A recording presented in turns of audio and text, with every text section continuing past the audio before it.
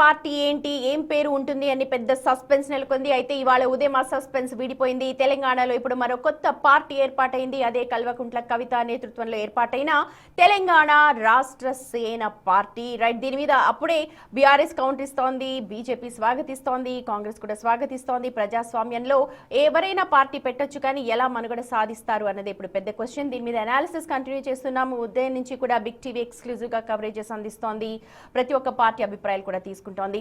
Right, మనతో professor Nageshwar గారు ఉన్నారు, అనాలిసిస్ దీని మీద అనాలిసిస్ చేస్తారు. నాగేశ్వర్ గారు, ఇవాళ ఉదయం నుంచి కూడా మనం చూస్తూ ఉన్నాం, గత 2 రోజులుగా కూడా ఆ పార్టీ ఏముండొచ్చు ఏంటి అన్నది చర్చ మీడియాలో పెద్ద జోరుగా జరుగుతోంది, రాజకీయాల్లో కూడా. మీరు ఉదయం నుంచి కనుక చూస్తుంటే ఎలా చూస్తూ ఉన్నారు, దీన్ని ఒకసారి అనాలిసిస్ చేయండి. ఎలా చూడడం అంటే నాకు అర్థం కాలేదు. మీరు ప్రశ్న స్ఫూర్తిగా ఉంటే నేను చెప్పగలుగుతాను. ఎలా చూస్తారు అంటే, కవిత పెట్టిన పార్టీ టిఆర్ఎస్, రైట్, టిఆర్ఎస్ గా పెట్టారు నామకరణం. ఎంతవరకు కలిసి వచ్చే అవకాశం ఉంది? అంటే పేర్లతోనే రాజకీయాలు ఆధారపడి ఉండవు. మీకు పేర్లో ఏముంటుంది, పార్టీ ఇచ్చే నరేటివ్ ఏంటి, లీడర్షిప్ ఏంటి, పార్టీ ఎలా ఆర్గనైజేషన్ ఏంటి, ఇలాంటి అనేక అంశాల ఆధారంగా పాలిటిక్స్ ఉంటాయి. ఇప్పుడు మీకు పేరుతోనే ఉంటే, దేశంలో కాంగ్రెస్ పార్టీ నుంచి విడిపోయాక ఇందిరాగాంధీ కాంగ్రెస్ ఐ అని పెట్టుకుంది. అప్పుడు ఒరిజినల్ కాంగ్రెస్ పక్కకు పోయింది, కాంగ్రెస్ ఐఏ నిలబడ్డది, కాంగ్రెస్ ఇందిరా నిలబడ్డది. సో అందువల్ల మీకు రాజకీయాల్లో పార్టీ పేరు కాదు, మీకు పార్టీ పేరు కన్నా కూడా ముఖ్యమైనది ఏంటంటే ఆ పార్టీ ఏ పొలిటికల్ స్పేస్ ఆక్రమించగలుగుతుంది, ఆ ఏ పొలిటికల్ నరేటివ్తో మిగతా పార్టీలతో డిస్టింగ్విష్ చేసుకోగలుగుతుంది, డిమార్కెట్ చేసుకోగలుగుతుంది, ఏ ఇష్యూస్ను టేకప్ చేస్తుంది, ఆ ఇష్యూస్ పైన ప్రజలకు ఏ రకమైన కాన్ఫిడెన్స్ని ఇస్తుంది, పార్టీ గ్రాస్ రూట్స్ వరకు ఆర్గనైజేషన్ ఏమైనా బిల్డ్ చేయగలుగుతుందా, ఆ పార్టీ లీడర్షిప్ ఏ మేరకు ప్రజలను ఆకర్షించగలుగుతుంది అనే అంశాలపైన ఆధారపడి ఉంటుంది. కానీ కేవలం పేరుతోనే అన్నీ ఆధారపడి ఉంటాయి అనుకుంటే పొరపాటు. అది ఎవరైనా పేరును న్యూమరాలజీ లాగా ఏదన్నా పేర్లను నమ్మే లోజీ ఉంటుంది. సో వాళ్ళు చెప్పగలుగుతారు తప్ప I don't think name matters. Name కన్నా కూడా కంటెంట్ మ్యాటర్స్ కదా. ఓకే, రైట్, కంటెంట్ పరంగా మీరు అంటున్నారు కాబట్టి మీరు ఫాలో అయ్యే ఉంటారు. ఒక 5 అంశాలను ఆవిడ ఎజెండాగా తీసుకున్నారు. 5 అంశాలు కొత్తదనం లేదు అని చెప్పి కొంతమంది అభిప్రాయం వ్యక్తం చేస్తున్నారు. పాత పాటే మళ్ళీ పాడారు. కొత్తదనంగా ఎలా పెడతారు, పార్టీ ఏముంటాయి అన్న చెప్పి చాలా మంది విమర్శలు చేస్తున్నారు. మీ అనాలిసిస్ ఏంటి? 5 అంశాలు మీరు వినే ఉంటారు కదా. అంశాలు: విద్య, వైద్యం, సామాజిక న్యాయం, ఉపాధి, వ్యవసాయం. ఉదయం నుంచి నేను ఫాలో కాకపోతే మీ నందు విశ్లేషణ పిలుస్తారు. నేను ఉదయం నుంచి ఫాలో అవుతానని తెలిసే కదా మీరు విశ్లేషణ పిలిచింది. అందువల్ల నేను మీరు చూసే ఉంటారు, వినే ఉంటారు అనే ప్రశ్న ఉత్పన్నం కాదు. విన్నారు కదా, చూశాను కనుకనే నేను నేను చెప్పగలిగాను. విశ్లేషించాలని పిలుస్తారు కదా ఎక్కడైనా. సో అందువల్ల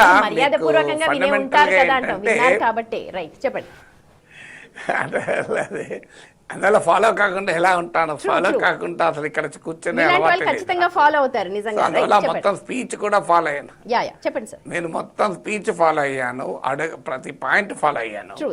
సో ఇందులో ఏంటంటే ఎప్పుడు కూడా కొత్త అంశాలంటే మీకు ఎవరైనా ఉద్యోగాలు, సామాజిక న్యాయము, రైతులు, ఈ అంశాలే చెప్పాలి తప్ప కొత్త అంశాలు ఏమి ప్రత్యేకంగా మిమ్మల్ని చంద్రమండలం మీద తీసుకెళ్తాం, మిమ్మల్ని అంగార గ్రహాన్ని తీసుకెళ్తాం అని చెప్పి ప్రామిస్ చేయలేరు కదా. హైదరాబాద్కు సముద్రాన్ని పట్టుకొస్తాం అని చెప్పి ఎవరెస్ట్ శిఖరాన్ని తీసుకొస్తాం ఎవరు చెప్పలేరు. ఎవరైనా కూడా మీకు ఉన్న పబ్లిక్ ఇష్యూస్లో మేము అందరికీ విద్య ఇస్తాం, ఆరోగ్యం ఇస్తాం, మీకు ఒక సంక్షేమం ఇస్తాం, సామాజిక న్యాయం ఇస్తాం అన్నారు. అందువల్ల ఆ పాంచజన్యంలో కూడా అవే ఉంటాయి. మీకు పేర్లు మారచ్చు, వాళ్ళ పాంచజన్యమైనా వీళ్ళ 6 గ్యారంటీలైనా ఇలా ఒక నీకు కంప్లీట్లీ డిఫరెంట్గా ఏమి ఉండటానికి స్కోప్ లేదు. అన్లెస్ మిగతా రాజకీయ పార్టీలు ఏవి అడగని, ఏవి చెప్పని రాజకీయాలు అటు ప్రత్యేకంగా ఉండదు కదా. సో అందువల్ల మీకు ఆ రకంగా సేమే ఉంది అని ఆరోపణ చేయలేము మనం. కానీ ఆమె ఒక పొలిటికల్ నరేటివ్, అది సక్సెస్ అవుతుందా, ఫెయిల్ అవుతుందా this is not the time to speculate. Correct. కానీ ఒక పొలిటికల్ నరేటివ్ బిల్డ్ చేయదలుచుకుంది. ఆ పొలిటికల్ నరేటివ్ ఏంటంటే తెలంగాణ ఐడెంటిటీ మొదటిది, తాను తెలంగాణ అస్తిత్వానికి అసలు సిసలు ప్రతీక అని. రెండవది తెలంగాణ రాష్ట్ర సమితి అనే పార్టీ కేసీఆర్ అనే నాయకుడికి తానే అసలైన వారసురాలు. మారింది కేసీఆర్ తప్ప నేను దూరం కాలేదు. నేను మారిన కేసీఆర్కు దూరం, ఒరిజినల్ కేసీఆర్కు దగ్గర. మారిన టీఆర్ఎస్కు దూరం, ఒరిజినల్ టీఆర్ఎస్కు దగ్గర అని ఆమె టీఆర్ఎస్లో తాను గడిపిన సంవత్సరాల లెగసీని డిజోన్ చేయకుండా దానికి ఒక కొత్త భాష్యం చెప్పారు. మూడోది అపోజిషన్ స్పేస్లో తన పాత్ర పదిలం చేసుకోవటానికి కాంగ్రెస్ ప్రభుత్వం పైన తాను రాజీ లేకుండా ఉంటాను అని చెప్పదలుచుకుంది. నాలుగవది తాను బీజేపీకో కాంగ్రెస్కో బి టీం కాదని, సో బీజేపీ కాంగ్రెస్లతో కూడా తాను ఫైట్ చేస్తాను అనేటువంటి ఒక పొలిటికల్ మెసేజ్ చెప్పదలుచుకుంది. సో అందువల్ల ఆమె తన పొలిటికల్ ఐడెంటిటీని ఇప్పుడున్న క్రౌడెడ్ పొలిటికల్ స్పేస్, తెలంగాణలో ఉన్నటువంటి క్రౌడెడ్ పొలిటికల్ స్పేస్లో తన ఐడెంటిటీని స్పష్టంగా నిలబెట్టుకునే ప్రయత్నం అయితే మొదటి ఉపన్యాసంలో చేశారు. సో మొదటి ఉపన్యాసం అయితే తప్పగా ఏమీ లేదు.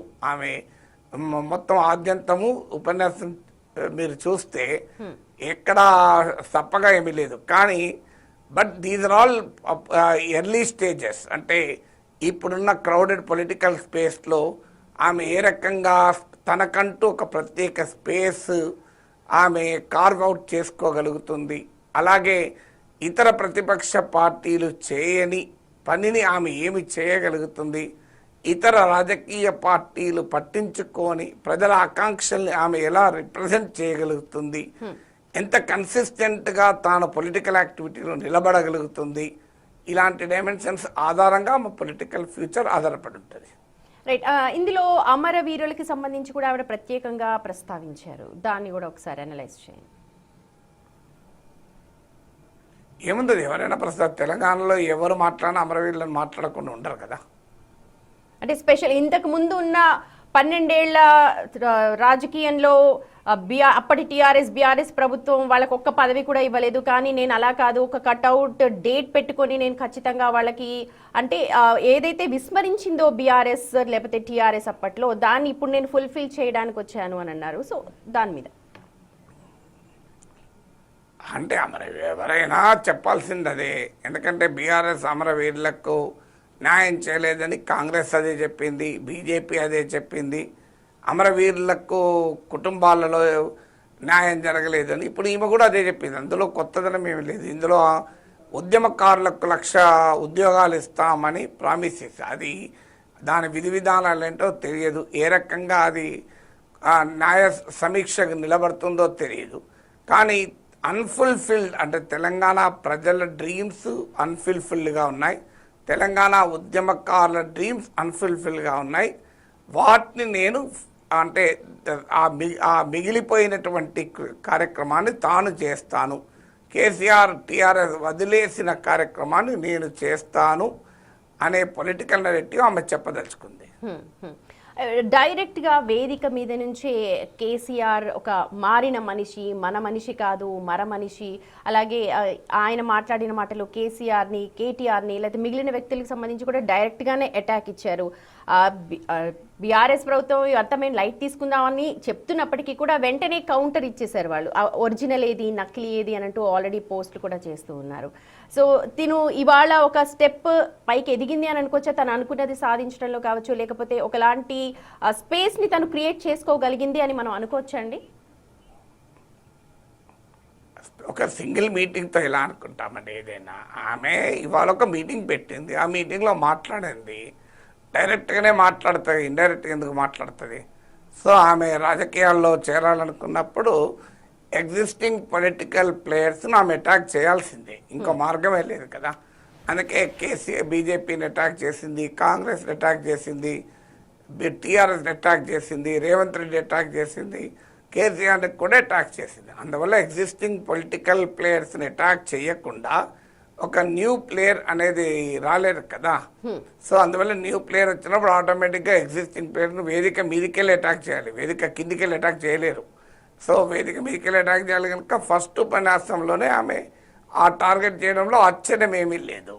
కానీ ఫండమెంటల్ పాయింట్ ఏంటంటే ఒక మీటింగ్తోనే ఒక రాజకీయ పార్టీకి ఉండే పొలిటికల్ స్పేస్ను అంచనా వేయడం అనేది అది న్యాయం కాదు కదా. కానీ ప్రజాస్వామ్యంలో ఇప్పుడు మేము ఉదయం నుంచి మాట్లాడుతున్న అందరూ అతిథులు కూడా లేకపోతే స్పోక్స్ పర్సన్స్ కూడా స్పేస్ ఉంది, ఖచ్చితంగా మీరు కూడా అగ్రీ చేస్తారు. ప్రజాస్వామ్యంలో ఎవరైనా పార్టీ పెట్టచ్చు, ఎవరైనా స్పేస్ ఉంది, క్రియేట్ చేసుకోవచ్చు. కానీ దాన్ని ముందుకు తీసుకువెళ్ళే పద్ధతులు దాని మీదనే పార్టీ మనుగడ ఆధారపడి ఉంటుంది అన్నారు. ఇవాళ మీరు అన్న